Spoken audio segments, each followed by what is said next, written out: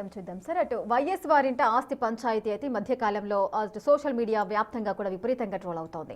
అసలు జగన్ షర్మిల ఆస్తుల వివాదంపై విజయమ్మ ఒక కీలకమైన ప్రకటన చేశారు. 2009లో వైఎస్ మరణం వరకు ఉన్న ఆస్తులన్నీ కూడా కుటుంబ ఆస్తులే అని ఒక లేఖ రాశారు విజయమ్మ. ఆస్తుల పంపకం ఎప్పుడూ జరగలేదని, అన్ని ఆస్తులను నలుగురు మనుషులకు సమానంగా పంచాలన్నది వైఎస్ఆర్ అసలు ఉద్దేశమని అన్నారు. దీనికి సంబంధించి ఒక నోటరీని కూడా రిలీజ్ చేశారు. గుట్టుగా ఉన్న ఇంటి పంచాయతీని విజయమ్మ మళ్ళీ ఎందుకు బయటపెట్టారు? నోటరీ చేసి మరీ రిలీజ్ చేయాల్సిన అవసరం ఏంటి? అసలు షర్మిలకు జగన్కు మధ్య విజయమ్మ నలిగిపోతున్నారా? ఇప్పుడు ఈ ప్రశ్నలు అయితే వస్తున్నాయి సార్. సో దీనికి సంబంధించి ఏమంటారు? నలిగిపోవడమే స్పష్టంగా మీకు షర్మిల వైపు ఉన్నానని ప్రకటించేసింది. కోర్టులో సబ్మిట్ చేసి ఫైట్లో కూడా బహిరంగంగా లేఖలు విడుదల చేయడంలో కానీ, ఇప్పుడు నోటరైజ్ చేసిన లేఖ విడుదల చేయడంలో కానీ, సో జగన్ వర్సెస్ షర్మిల ఉన్న ఆస్తి పంచాయతీలో విజయమ్మ క్లియర్గా బిడ్డ వైపు ఉన్నది. సో ఎవరికైనా, ఏ తల్లికైనా కొడుకు బిడ్డల మధ్య పంచాయతీ ఉండి తాను ఒకవైపు ఉండాల్సి వచ్చినా కూడా అది బాధాకరమే కదా. కారణాలు ఏదైనా ఏ మదర్కైనా చాలా ఆవేదనతో కూడింది. ఎందుకంటే ఇదే జగన్ను ప్రజల ముందుకు తీసుకొచ్చి నా కొడుకును రాజశేఖర రెడ్డి బిడ్డను మీ చేతిలో పెడుతున్నాను, మీరే చూసుకోవాలి అని జగన్ కొరకు ఊరూరు తిరిగి ప్రచారం చేసింది తల్లి కదా. సో అందువల్ల సాధారణంగా ఏ తల్లి అయినా ఆ బాధ ఉంటుంది. ఆ మాట కడితే షర్మిలకు కూడా రాజన్న బిడ్డను జగనన్న వదిలిన బాణం అని చెప్పి జగన్మోహన్ రెడ్డి కొరకు పాదయాత్ర 100 కిలోమీటర్ల పాదయాత్ర పంచాయతీ వచ్చినప్పుడు బాధ, ఆత్మీయత, అనుబంధాలు ఇవన్నీ ఏమైనా అనే బాధ, ఆవేదన ఉంటుంది. ఎంత డబ్బులు సంపాదించినా, ఎన్ని పదవులు అలంకరించినా, ఎన్ని ఆస్తులు పోయినా పోయేటప్పుడు అయితే పట్టుకపోము. పోయేటప్పుడు మిగిలేది ఆత్మీయతలు, అనుబంధాలే.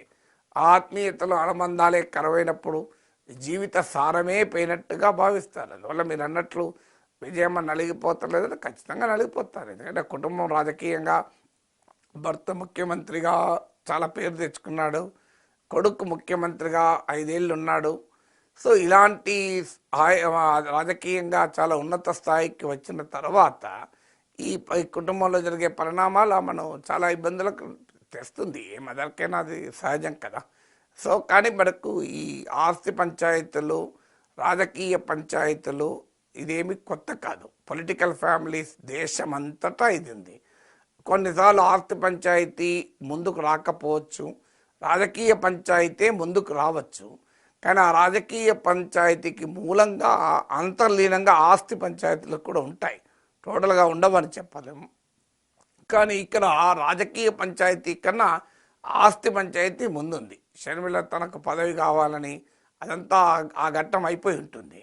ఇప్పుడు మీకు కవిత ఉంది, కవిత ఆస్తుల పంచాయతీ కూడా ఉంటే ఉండవచ్చు. కానీ రాజకీయ పంచాయతీ సమాజం ముందు ప్రజెంట్ చేయబడుతుంది. కానీ షర్మిల జగన్ల మధ్య ఉన్న పంచాయతీ ఆస్తి పంచాయతీగానే ప్రజెంట్ చేయబడుతుంది. సో రాజకీయ పంచాయతీ అయితే కొత్త కాదు. మీకు బీహార్లో మీకు లాలూ ప్రసాద్ యాదవ్ కుటుంబం బహిరంగంగానే పంచాయతీ ఉండదు. ఆఖరి కూతురు కూడా ఈ మధ్య నేను కుటుంబంతో సంబంధాలు తెగదంపులు చేసుకుంటున్నా అని ప్రకటించేశారు కదా. సో అన్నదమ్ముల మధ్య అయితే మామూలు ఘర్షణ లేదు కదా. అక్కడ లాలూ యాదవ్ కూడా నలిగిపోతున్నాడు కదా. సో అటు తేజస్వికి చెప్పాలా, తేజ్ ప్రతాప్ చెప్పాలని. కరుణానిధి, అలగిరి, స్టాలిన్ల మధ్య నలిగిపోయాడు, అలగిరి పక్కకు పోయాడు. సో మీకు కుటుంబంలో భిన్నమైన ఆకాంక్షలు ఉంటాయి కదా. అందువల్ల మీకు ఇదేమి ఎన్టీ రామారావు కుటుంబంలో చూడలేదా మనం? ఎన్టీ రామారావుకు చంద్రబాబు నాయుడుకు మామాళ్ళకి మధ్యనే అతిపెద్ద పంచాయతీ కదా అది. ఇంకైతే చాలా హిస్టారికల్ పంచాయతీ. ఆ తర్వాత మీకు చంద్రబాబు నాయుడుకు రామారావు కొడుకు బావమర్దుల మధ్య మీకు హరికృష్ణకు పంచాయతీ, హరికృష్ణ బయటికే వెళ్ళిపోయాడు. తర్వాత ఇద్దరు అల్లుళ్ళ మధ్య దగ్గుపాటికి చంద్రబాబు నాయుడుకు మధ్య ఘర్షణ ఇప్పటికీ. పురంధేశ్వరి తన తండ్రి పెట్టిన తెలుగుదేశంలో లేదు కదా, కాంగ్రెస్లో ఉండే, తర్వాత బీజేపీలో చేరింది. మధ్యలో వైఎస్ఆర్ కాంగ్రెస్లో కూడా దగ్గుపాటి కుటుంబం వెళ్ళింది కదా. సో అందువల్ల మీకు తెలుగుదేశానికి అత్యంత తీవ్రమైన ప్రత్యర్థులైన కాంగ్రెస్లో, వైఎస్ఆర్ కాంగ్రెస్లో కూడా ఎన్టీఆర్ కుటుంబ సభ్యులు వెళ్ళారు కదా. నేను ఇంకా లక్ష్మీభారత్ గురించి, హరికృష్ణ వీళ్ళంతా బయటికి వెళ్ళారు కదా. సో అందువల్ల ఇవన్నీ మీకు రాజకీయ కుటుంబాల్లో పెద్ద పెద్ద పొలిటికల్ ఫ్యామిలీస్ కదా, బిజినెస్ ఫ్యామిలీలో కూడా చూస్తుంటాం మనం. ముఖేష్ అంబానీ, అనిల్ అంబానీల మధ్య పంచాయతీ కావచ్చు, చాలా పెద్ద పెద్ద బిజినెస్ ఫ్యామిలీలో కూడా ఉంటుంది. సో అందువల్ల రాజకీయాలు వ్యాపారము రెండూ ఏకమైనప్పుడు ఇక పంచాయతీ మామూలుగా ఉంటుందా? చేయాల్సి వచ్చింది. విజయమ్మ వెనకుండి ఎవరైనా కథను నడిపిస్తున్నారా? నోటరీ చేసి మరి రిలీజ్ చేయాల్సిన అవసరం ఏంటి? అసలు జగన్ కూడా ఇంతవరకు కూడా ఎక్కడా స్పందించిన దాఖలాలు అయితే కనిపించట్లేదు అంటే ఎన్నో క్వశ్చన్స్ వస్తున్నాయి సార్. జగన్ స్పందించకపోవచ్చు కానీ జగన్ మీడియా స్పందిస్తున్నారు ఆల్రెడీ. మీకైతే షర్మిల పైన గట్టిగానే స్పందిస్తున్నారు. విజయమ్మ విషయంలో అంత గట్టిగా స్పందించాలంటే సెన్సిటివిటీ ఉంటుంది కదా. సో అందువల్ల జగన్ అయితే వ్యూహాత్మకంగా జగన్ కానీ భారతి గారు కానీ ఎక్కడా స్పందించడం లేదు. సో మీకు రాజకీయ కుటుంబాల్లో అంత తొందరగా స్పందించరు కదా. ఎన్టీఆర్ కుటుంబంలో అంత ఇష్యూస్ అయినా కూడా మీకు బహిరంగంగా అందరూ స్పందించలేదు మీరు గమనిస్తే. అందువల్ల ఈ ప్రాబ్లం మీకు అనివార్యంగా ఉంటుంది. పొలిటికల్గా వచ్చే గొడవలు, ఆస్తుల గొడవలలో మీకు ఎవరో వెనకాల ఉండి నడిపిస్తారా అంటే విజయం అంత అమాయకురాలు కాదు కదా. రాజశేఖర రెడ్డి భార్యగా రాజకీయ అనుభవం ఉంది, జగన్మోహన్ రెడ్డి తల్లిగా రాజకీయ అనుభవము.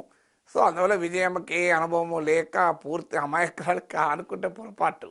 సో విజయమ్మను షర్మిలను ఎవరో వెనకాలండి నడిపిస్తారన్నది వైసీపీ వాదన. ఎందుకంటే వాళ్ళు ఎస్టాబ్లిష్ చేయాలనుకునే నరేటివ్ ఏంటంటే దీని వెనకాల చంద్రబాబు నాయుడే ఉన్నాడు అని. ఎందుకంటే ఇది మా తల్లి చెల్లి ఇష్యూ కాదు, నాకు మా తల్లి చెల్లికి కాదు పంచాయతీ, నాకు చంద్రబాబు నాయుడుకి పంచాయతీ. చంద్రబాబు నాయుడు వీళ్ళని ఉపయోగించుకుంటున్న నా మీద, నా దురదృష్టవశాత్తు నా తల్లి చెల్లి అలా ఉపయోగపడుతున్నారు అని ఒక రకంగా తల్లి చెల్లితో పోరాటం అంటే రాజకీయంగా నష్టం కనుక అది చంద్రబాబు నాయుడుతో పోరాటంగా వైసీపీ దాన్ని ప్రజెంట్ చేస్తుంది. కానీ షర్మిల కావచ్చు, విజయమ్మ కావచ్చు, వాళ్ళ వెనకాల ఎవరో ఉండి కీ ఇస్తే నడిచేంత వాళ్ళు కారు. వాళ్ళు సొంతగా నిర్ణయాలు తీసుకోగలుగుతారు, సొంతగా చేయగలుగుతారు కదా. అయితే ఆ ఒకసారి issue Jagan versus Vijayamma, Jagan versus Sharmila అయినాక సో తెలుగుదేశానికి పండుగ కాదా అది, ప్రత్యర్థులు ఉపయోగించుకుంటారు. ఇప్పుడు చంద్రబాబు నాయుడు ఎన్టీ రామారావుల మధ్య ఘర్షణను వైసీపీ ఉపయోగించుకోలేదు. ఇప్పటికీ కూడా ఆ ఎన్టీ రామారావు అప్పుడు చంద్రబాబు నాయుడు విమర్శిస్తూ చేసినటువంటి వీడియోల్ని ఇప్పటికీ కూడా మీకు సాక్షి మీడియాలో ప్రసారం చేయరా? వైసీపీ సోషల్ మీడియాలో సర్క్యులేట్ చేయరా? అంటే తమ ప్రత్యర్థి కుటుంబంలో పంచాయతీలు జరిగినప్పుడు ఖచ్చితంగా ప్రత్యర్థులు వాడుకుంటారు. కానీ మూలము ప్రత్యర్థుల వల్ల అన్నీ అనుకోను. ఇలా పరిణామాలకు సంబంధించినప్పుడు ప్రత్యర్థులు వాడుతుంటారు దాన్ని. సరే ఇప్పుడు